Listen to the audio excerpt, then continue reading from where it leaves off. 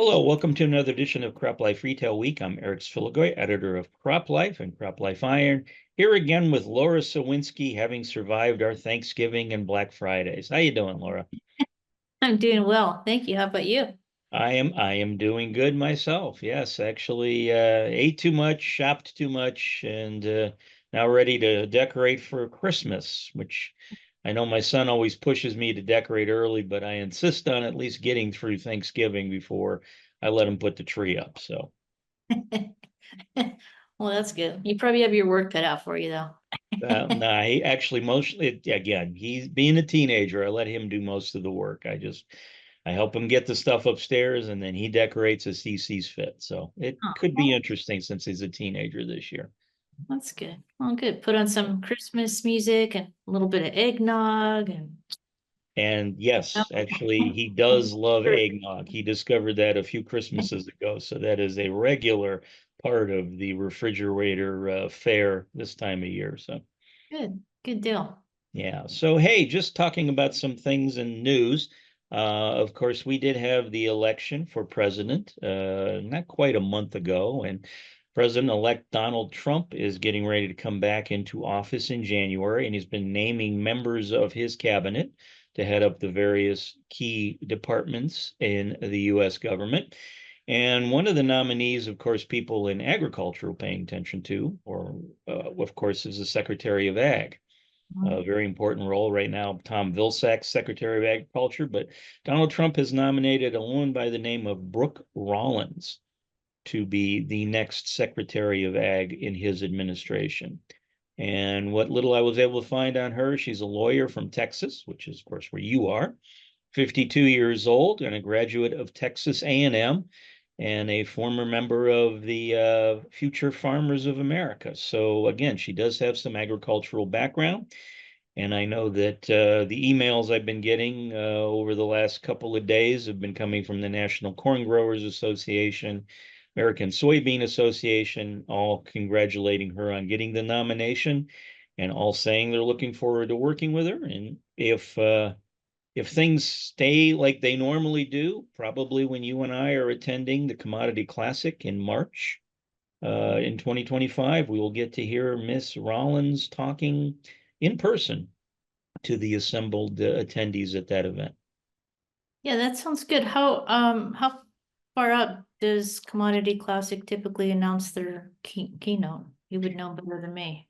Well, they always invite the Secretary of Agriculture, and it's usually a matter of their schedules, if they can attend in person or if they have to like video conference in from Washington, D.C. But I think the last few years, if I remember right, they have had the Secretary of Ag in person. So it's sort of a tradition, and I suspect that if Brooke Rollins is confirmed, that we will see her in Denver come March. That's good. Good deal. All right. So hey, I guess you have some news to share on the technology side, so I'll kick it to you. Yeah, we've been talking about drone technology and just how it continually improves and new advancements and such. And a recent announcement from Nashua, New Hampshire-based Rotor Technologies. And I looked them up because I wasn't familiar with them. So rotor.ai is their website. They're the manufacturer of the largest spray drone in the world. And the announcement indicated they're partnering with Canada's AG Nav to bring automated aerial application to Rotor's Sprayhawk unmanned helicopter. The photos are pretty cool. Looks like a helicopter, just a smaller scale version. So, according to the announcement, the two companies have demonstrated an integrated automated aerial application system that allows users to fly Rotor's Sprayhawk Ag UAV, which has a 110-gallon capacity. It's an unmanned Robinson helicopter, and it uses AgNav's GIA, I believe is the pronunciation, GUIA, GIA Platinum Navigation System. So this system and the collaboration between the two companies will be available on Rotor's 2025 Sprayhawk And the Spray Hawk will be equipped with AgNav's advanced navigation and flow control technology as standard, including the variable rate spray control equipment on board with the GIA Platinum navigation terminal in the ground control station. So yeah, pretty cool. Again, I was watching a couple YouTube videos, the demo of the Spray Hawk. Let's see, one other item here. Yeah, the input let's see, Ag Mission, and that's the planning software that AgNav uses. So Ag Mission enables sprayers to create safe and efficient spray patterns for any type of field, input custom settings to build operations to their specific needs, and use advanced data analysis on past jobs and spray routes. So that's pretty cool. In fact, I did circle back with somebody from Rotor. They were exhibiting in mid-November at the National Agricultural Aviation Association in Fort Worth.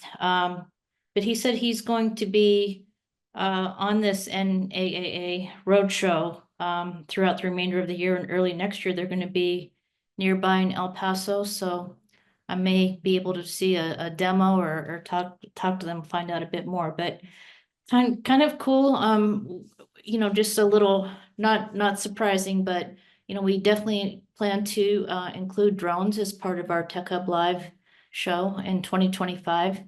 Kind of the latest and greatest, and this is just one more announcement and example of what's happening with drone technology: bigger, better, more capacity, all that good stuff. So pretty cool No, stuff. it'll be good. Hopefully, besides the roadshow, maybe we'll see those folks exhibiting at Tech Hub Live next July, because it would be great Better, to, yeah. to see a demonstration at our event there in Des Moines, Iowa, come the 21st of July, I believe. So yeah. Pretty cool. Yeah, I love it. Well, yeah. Well, speaking of shows, just have to give a plug because next week, our staff, the Crop Life Group, will be attending the annual Agricultural Retailers Association meeting taking place in Houston, Texas, in your home state. Again, boy, we're just talking about Texas a lot. That takes place December 3rd to the 5th in downtown at the Marriott Marquis.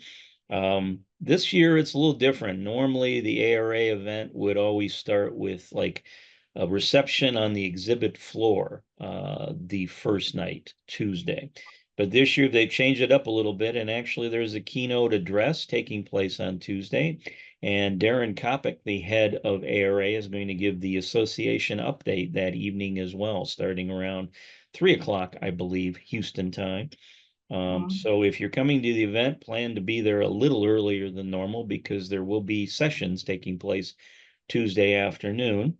And then I know there are other sessions taking place throughout the event. One was talking about carbon credits, and another is going to be talking about the governmental and regulatory changes that may happen now that we have a new administration coming into play in 2025. So again, check out aradc.org for information on the event if you want to attend. And if you cannot make it, then watch our future videos. I'm sure I'll have a video clip or two I'll take at the event, and I'll be able to share the highlights with our viewers of what was said by whom and what was important.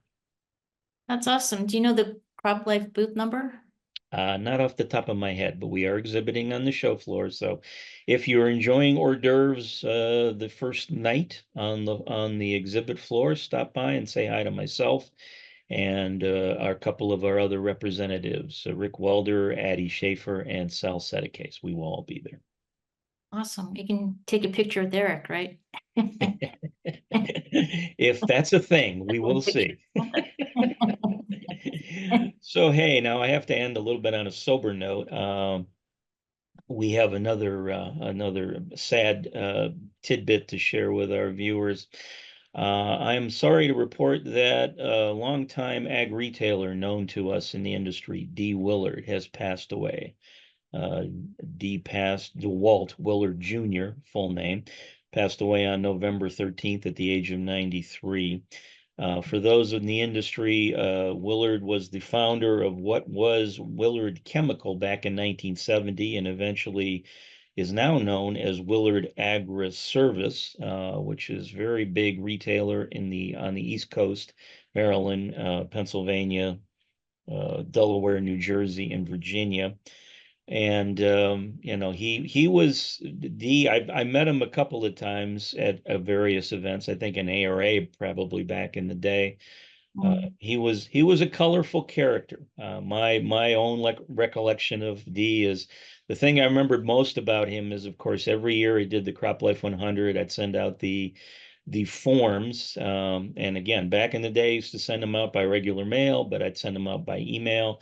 Didn't matter how I sent them to D. When D was filling out Willard Agri Services Crop Life 100 form, he always used an IBM Selectric typewriter to fill in the form because the lining would not line up correctly and there'd be whiteout in the forms for some of the sales figures. And I always loved getting his forms back. And of course, he mailed them to me regular mail as well. So D was definitely a character, very memorable, but never apparently used a computer. Always loved that IBM Selectric. So Oh, that's great. That's a yeah, good story. so our hearts go out to Bob Willard and the family for their loss, but rest assured, Dee will be remembered by many of us who knew him fondly. Yeah, indeed. Thank you. All right. Well, Miss Laura, now time for your favorite segment of the show. Time for Fun with Numbers. All right, I've got my lucky pencil, lucky pad of paper, We'll see if and we can lucky. we'll see if we can get you back on a winning streak because I know you've been having some trouble the last few weeks. But again, I made this one tough too. So It's just like how many turkeys were eaten over the. yeah, no, this is an ag question. So Oh, okay. as always, so a number this week, it's a percentage, pretty low one, 5%. Okay. All right. So Miss Laura, is 5%, is that the increase in rail car shipments for grain in November 2024 versus November 2023? Mm. Is it B, the increase in truck shipments for grain in November 2024 versus November 2023? Is it C, the increase in barge shipments for grain in November 2024 versus November 2023? Or is it D, the amount of free time I expect to have while attending this year's Agricultural Retailers Association meeting? Wow. Well, in that case, five's way too much. I don't think. I fear you are correct. After after meetings and exhibitors and attending sessions and just casual conversation with folks in the lobby, yeah, if I have 3% free time, I'll probably be considering it good. So Uh, so good old okay, your variables, I mean, again, the questions are all similar. There's only the rail mode truck of or barge. transport is your only difference here. So Yeah. I'm gonna go with barge. C. you are correct, ma'am. Yes, congratulations. Yes, Diggity our, dog. yeah, no, the USDA was reporting that in November, through the 16th of November, 781,550 tons of grain had moved by barge. And again, that was a 5% increase from 2023. So I know we were talking about lower water levels kind of impeding barge traffic and maybe lower demand for grain, but it sounds like the water levels, now that we're in the fall and there's been more rain and precipitation across the Midwest, that the water levels are going up, so barge traffic is increasing. So this is a good thing.